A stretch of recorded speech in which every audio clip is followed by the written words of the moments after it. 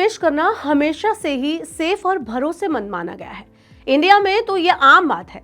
भारत की ज्यादातर महिलाएं सोना खरीदारी करती हैं और उसमें काफी रुचि भी दिखाती हैं। ये प्रोसेस लंबे समय से चला आ रहा है। जब भी दुनिया में मंदी की आहट होती है तो भारतीय रिजर्व बैंक सोने की खरीदारी बढ़ा देता है।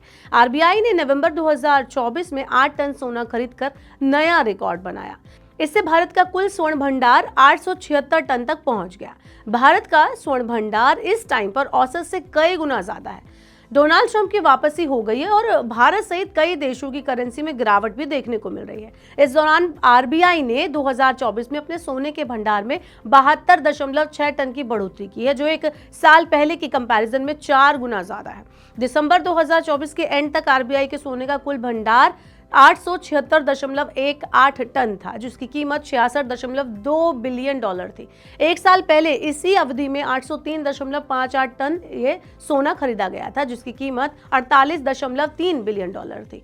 आपको बता दें कि इसका मतलब यह है कि साल 2024 में कुल 72.6 टन की खरीदारी हुई। 2024 में सोने की खरीद 2021 के बाद से सबसे ज्यादा रही और 2017 में सोना खरीदना शुरू करने के बाद किसी भी कैलेंडर वर्ष में दूसरी सबसे ज्यादा रही। अब भारतीय रिजर्व बैंक उन 10 शीर्ष देशों के केंद्रीय बैंकों में शामिल हो गया है जिनके पास सबसे ज्यादा सोने का भंडार है। आरबीआई अब 8वें नंबर पर है, फिर भी केंद्रीय बैंक आक्रामक रूप से सोने की खरीदारी कर रहा है। आपको बता दें कि लगातार 7वां साल है जब आरबीआई ने सोने की नेट खरीदारी की है।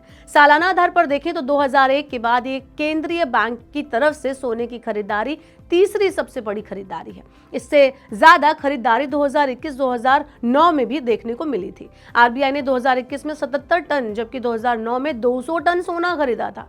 आरबीआई द्वारा खरीदे गए कुल सोने में से 1/3 अक्टूबर और नवंबर के दौरान खरीदा गया। 5 जनवरी 2024 तक आरबीआई के पास 804.68 टन सोना था, जो 25 अक्टूबर 2024 तक बढ़कर 866.85 टन हो गया और 27 सितंबर 2024 तक ये 876.18 टन तक पहुंच गया। हालांकि लगातार 11 महीनों तक सोने की खरीदारी के बाद आरबीआई ने दिसंबर 2024 में सोने की खरीदारी नहीं की। अब कुल विदेशी मुद्रा भंडार में सोने की हिस्सेदारी 10.6% हो गई, जो पिछले साल 7.7% थी। अमेरिका में नए राष्ट्रपति डोनाल्ड ट्रंप की वापसी के कारण कई देशों की करेंसी में गिरावट जारी है। कई देशों के केंद्रीय बैंक ज्यादा से ज्यादा सोना अपने पास इकट्ठा कर रहे हैं ताकि मुद्रास्फीति के खिलाफ इसका इस्तेमाल कर सके। सोने को अक्सर मुद्रास्फीति के खिलाफ एक सुरक्षित निवेश यानी सेफ हेवन एसेट माना जाता है। इसके अलावा कई अन्य कारण भी हैं जिसकी वजह से केंद्रीय बैंक ज्यादा सोना खरीद रहे हैं। वर्ल्ड गोल्ड काउंसिल की तरफ से नवंबर तक के आंकड़े आए हैं। उसके मुताबिक दुनिया भर के केंद्रीय बैंकों में आरबीआई 2024 में सोने का दूसरा सबसे बड़ा खरीदार रहा है। अब सवाल यह है कि सेंट्रल बैंक इतना सोना खरीद क्यों रहा है? तो 2024 central bank gold reserve CBGR सर्वे में ये बात सामने आई है कि केंद्रीय बैंकों की तरफ से खरीदारी की सबसे बड़ी वजह long term store of value यानी इन्फ्लेशन के खिलाफ हेज के तौर पर सोने की भूमिका है। आपको बता दें कि खरीदारी की दूसरी बड़ी वजह इस कीमती धातु का संकट के दौर में परफॉर्मेंस है।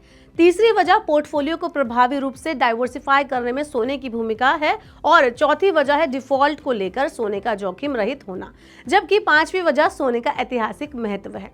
तो अब तो आपको समझ आ गया होगा कि आरबीआई आखिरकार इतना सोना खरीद क्यों रहा है। आपका क्या कहना है? आप हमें कमेंट बॉक्स में बताएं और ऐसे और वीडियोस के लिए देखते रहिए मनी 9।